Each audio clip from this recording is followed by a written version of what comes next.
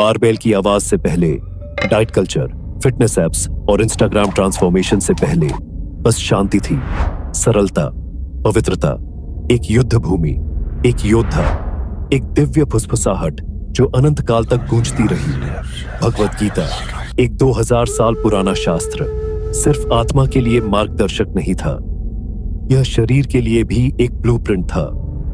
ऊर्जा के लिए, अनुशासन के लिए, परिवर्तन के लिए।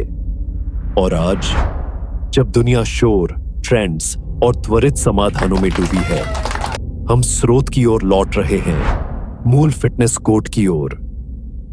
जो लोग बहुत ज्यादा या बहुत कम खाते हैं, बहुत ज्यादा या बहुत कम सोते हैं, वे योग में सफल नहीं हो सकते। भगवत गीता अध्याय 6 श्लोक 16 है। इस बात को गहराई से समझिए, क्योंकि आज की दुनिया इसके विपरीत कहती है।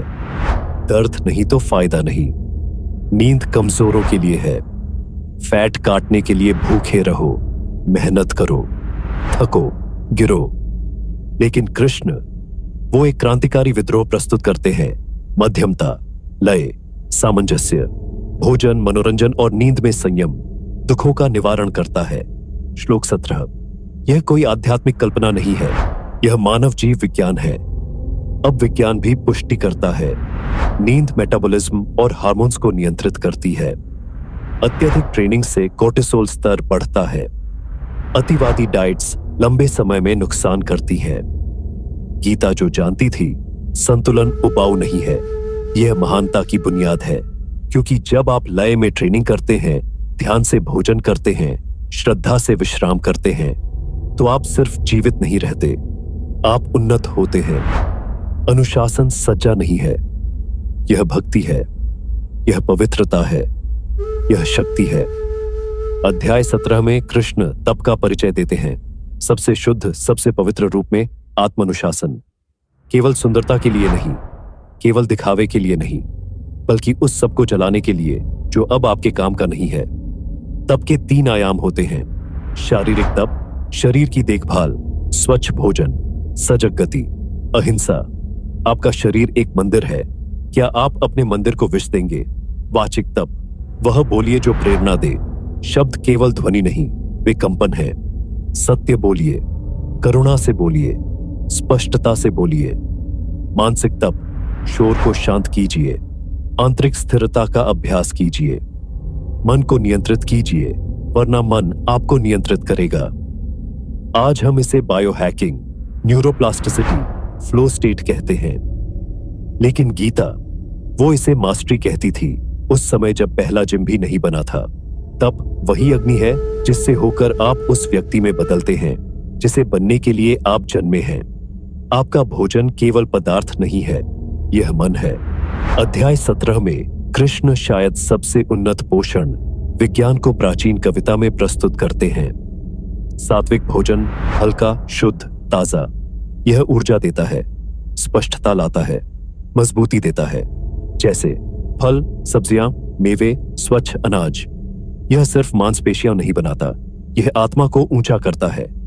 राजसिक भोजन गर्म, नमकीन, तीखा, यह उत्तेजित करता है, महत्वाकांक्षा को बढ़ाता है, बेचैनी उत्पन्न करता है, फायदेमंद लेकिन सीमित मात्रा में। तामसिक भोजन ज्यादा पकाया गया, बासी, मृत, यह सुस्ती लाता है, सड़न पैदा करता है, शक्तिहीन करता है। जैसे डीप फ्राई, दोबारा गर्म किया गया, पैक्ड, प्रोसेस्ड। और आश्चर्य की बात यह है, गीता कहती है भोजन को पकाने के 3 घंटे के भीतर खाइए। आज हम इसे कहते हैं पोषक तत्वों का संरक्षण, आंत मस्तिष्क संबंध का अनुकूलन, सूजन रोधी आहार। गीता ने विज्ञान का इंतजार नहीं किया, उसने उसे दिशा दी। क्या आप चाहते हैं स्पष्ट सोच, शुद्ध ऊर्जा, गहरी शांति? तो शुरुआत कीजिए अपनी थाली से, क्योंकि आप केवल भोजन नहीं करते, आप उसकी बुद्धिमत्ता को आत्मसात करते हैं। आधुनिक फिटनेस शरीर पर रुकती है, गीता शरीर से शुरू होकर बहुत आगे जाती है। कर्मयोग, परिणामों से मुक्त होकर कार्य करना। मेहनत से ट्रेनिंग कीजिए, लेकिन परिणाम से अपने आत्म मूल्य को मत जोड़िए। यह प्रक्रिया को प्राथमिकता देना है, परिणाम को नहीं। आधुनिक मनोविज्ञान इसे कहता है आंतरिक प्रेरणा। गीता कहती है मुक्ति। भक्ति योग, भावनाओं की गति। जब आप प्रेम से ट्रेन करते हैं, श्रद्धा से चलते हैं, तो आप किसी उच्च शक्ति से जुड़ते हैं। यह है दिल से निकला हुआ अनुशासन। ज्ञान योग, ज्ञान ही शक्ति है। आप अपने शरीर का अध्ययन करते हैं, अपनी आदतों का, अपने विश्वासों का। आप अपने विचारों में भी उतने ही निपुण हो जाते हैं जितना रैप्स में। राजयोग, सांस, एकाग्रता, शांति। यह है मन का जिम।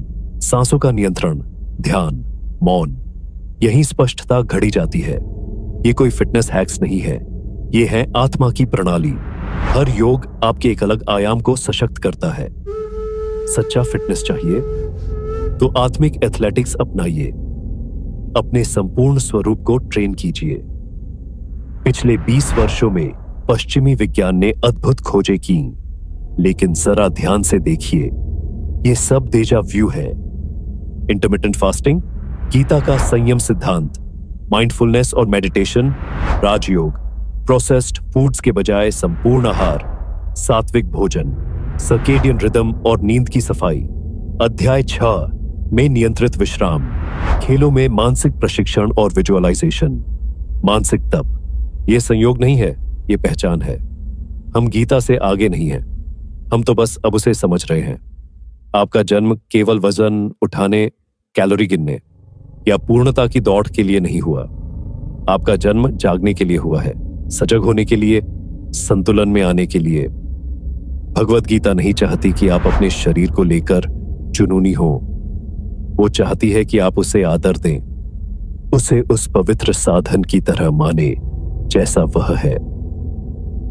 अपने मन को ट्रेन कीजिए, अपने दिल को ट्रेन कीजिए, अपनी सांसों को ट्रेन कीजिए और हां, अपने शरीर को भी ट्रेन कीजिए, क्योंकि जब ये चारों एक साथ तालमेल में होते हैं, आप सिर्फ फिट महसूस नहीं करते, आप मुक्त महसूस करते हैं। आप वो योद्धा बन जाते हैं जो अर्जुन को बनना था, एकाग्र, स्थिर, निडर, जागरूक। अगली बार जब आप वर्कआउट के लिए जाइए, खुद से पूछिए, क्या मैं आईने के लिए ट्रेन कर रहा हूं या किसी मिशन के लिए? क्योंकि शक्ति केवल भौतिक नहीं होती, वह आत्मिक होती है, भावनात्मक होती है, उद्देश्यपूर्ण होती है। गीता का 2000 साल पुराना फिटनेस कोड सिर्फ शरीर नहीं बनाता, वो महापुरुषों को गढ़ता है। लाइक करें, सब्सक्राइब करें, इस वीडियो को उन तक पहुंचाइए जो शोर में फंसे हैं, और याद रखें, आपका सबसे शक्तिशाली रूप जिम में नहीं है, वह तो सदा से आपके भीतर है। यही है गीता की बुद्धि, यही है योद्धा का मार्ग।